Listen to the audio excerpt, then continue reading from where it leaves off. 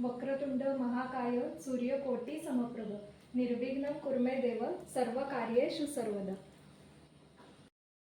नमस्कार, मनवाज रेसिपीमध्ये मी तुम्हा सर्वांचं मनापासून स्वागत करते। आपला लाडका देवबाप्पा आपल्या सर्वांच्या भेटीला येतोय। त्याच्या तयारीसाठी सर्वजणच खूप काही ना काहीतरी तयारी करत आहेत। तर आज आपण बाप्पाच्या आवडीचे त्याच्या प्रसादासाठी असे खास उकडीचे मोदक कसे करायचे ते बघणार आहोत। त्यामुळे हा व्हिडिओ शेवटपर्यंत नक्की बघा। उकडीचे मोदक करण्यासाठी लागणारे साहित्य आहे। मी इथे 2 बांडी नारळाचा चव घेतलेला आहे। नारळाचा अर्धा गूळ घेतलेला आहे, म्हणजे 1 वाटी इथे मी गूळ घेतलेला आहे। तांदूळाची पिठी घेतलेली आहे, थोडीशी वेलची पावडर आहे आणि तूप आहे। चला तर मग आपण रेसिपीला सुरुवात करूया। मोदकाचं सारण करण्यासाठी मी इथे सर्वप्रथम एका कढईमध्ये 2 चमचे साजूक तूप घेते। आपण हे तूप हलकंसं गरम करून घेऊया। इथे तूप हलकंसं गरम झालेलं आहे। आता मी इथे 1 वाटी जो गूळ आपण चिरून घेतलेला आहे तो यामध्ये घालते। मी सारण करताना पहिला गूळ सगळा वितळून घेते, नंतर त्याच्यामध्ये खोबरं घालते, म्हणजे मध्ये मध्ये कुठे गुळाचे जे खडे असतात ते कुठे लागत नाहीत। आता गूळ आहे तो आपण सगळा वितळून घेऊया। ह्याचा पाक असा करायचा नाहीये, तो पूर्ण फक्त आपण वितळून घेणार आहोत। गूळ पूर्ण वितळला की त्याच्यामध्ये खोबरं घालून घ्यायचं। हे बघा, तुम्ही बघू शकता इथे गूळ आपला बऱ्यापैकी विरघळलेला आहे। ह्याचा कुठेही पाक करून घ्यायचा नाही। आता गूळ विरघळल्यावर मी ह्याच्यामध्ये जो 2 वाटी नारळाचा चव घेतला आहे तो सगळा घालते। 2 वाटी नारळाची चव घेतलाय त्याच्यासाठी मी 1 वाटी गूळ घेतलेला आहे। हे प्रमाण सारण करण्यासाठी योग्य आहे। आता हे खोबरं आहे ते चांगलं आपण गुळामध्ये मिक्स करून घेऊया। चांगलं ढवळून घेऊया। हे सगळं गूळ खोबऱ्यामध्ये एकजीव झाला पाहिजे। चांगलं ढवळून एकत्र करून घेऊया आपण मिश्रण ते। एक 5 ते 7 मिनिट आपण हे सारण आहे ते चांगलं ढवळून घेऊया। थोडंसं शिजवून घेऊया आपण ते।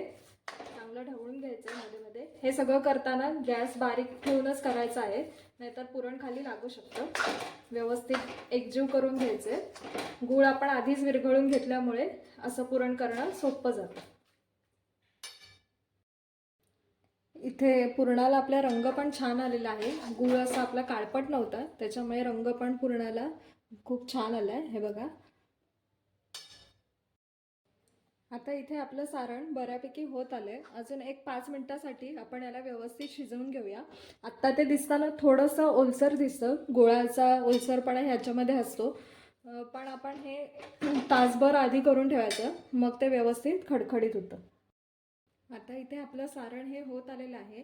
सारण पूर्ण झाल्यानंतर आपण त्याच्यामध्ये ही थोडीशी वेलची पावडर घालणार आहोत। सगळ्यात शेवटी वेलची पावडर घातली की त्याचा वास पण खूप छान उतरतो। थोडीशी घालून घेऊया वेलची पावडर। वेलची पावडर घालून झाली की सारणामध्ये ती एकजीव करून घेऊया। त्यानंतर मी इथे थोडंसं जायफळ पण किसून घालणार आहे।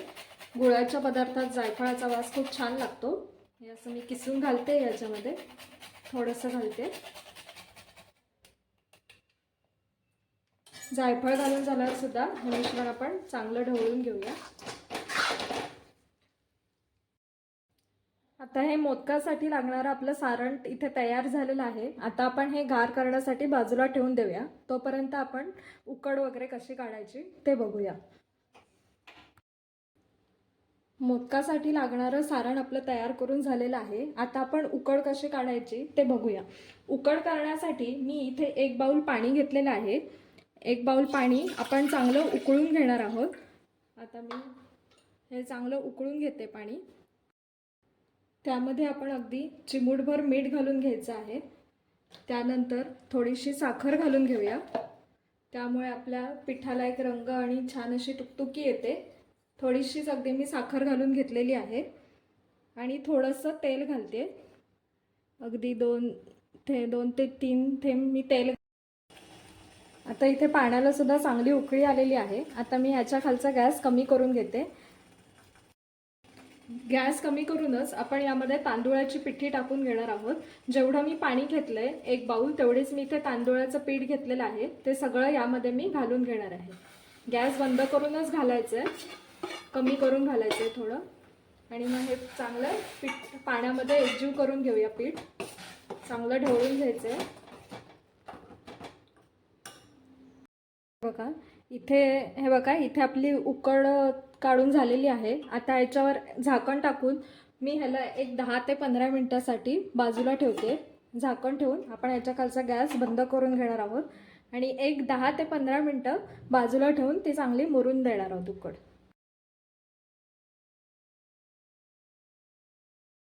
एका परातीमध्ये काढून ती आपण मॅशरच्या साहाय्याने चांगली मळून घेणार आहोत. गरम असल्यामुळे वाटी किंवा मॅशरच्या साहाय्याने ही थोडा वेळ मळून घ्यायची आहे.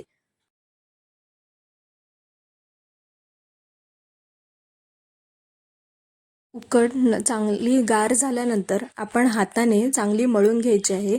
ही उकड जेवढी चांगली मळून घेऊ तेवढे आपले मोदक चांगले होतात, कुठेही त्याला फुटी जात नाही. उकड चांगली मळून झालेली आहे. ती चांगली मळून झाल्यानंतर वरून मी 1 ते 1.5 चमचा त्याला तूप लावून पुन्हा एकदा थोडीशी मळून घेणार आहे.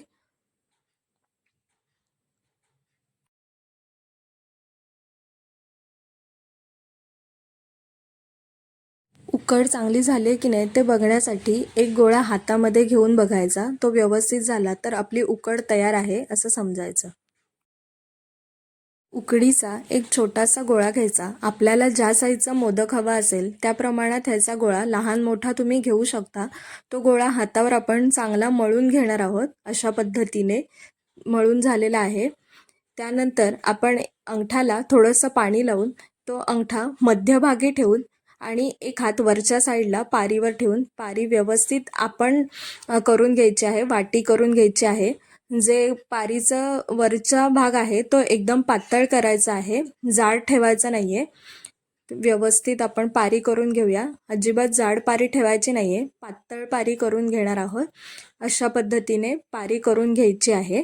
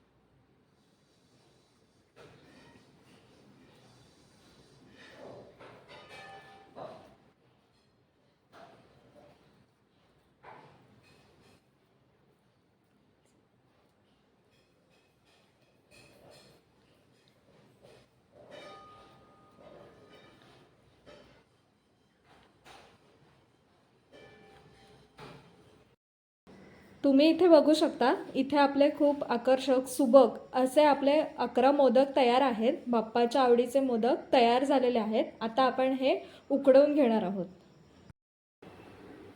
मी इथे मोदक उकडवण्यासाठी सुरुवातीला एका पातेल्यात थोडंसं पाणी गरम करायला ठेवलेलं होतं.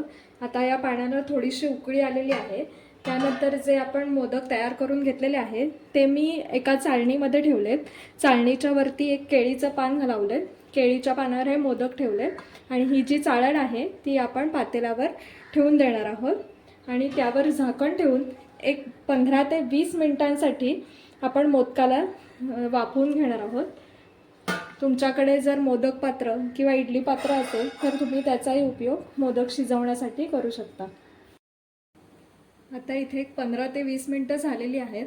आता आपण या पातेलीवरचं झाकण काढून बघूया आपले मोदक तयार झालेत का ते. गॅस बारीक केलाय, गॅस बारीक करून मी हे ताट काढून घेते. वा, तुम्ही बघू शकता इथे आपले मोदक शिजलेले आहेत, व्यवस्थित शिजलेत. आता आपण या खालचा गॅस बंद करून हे मोदक आपण चाळणीतनं बाहेर काढून घेऊया.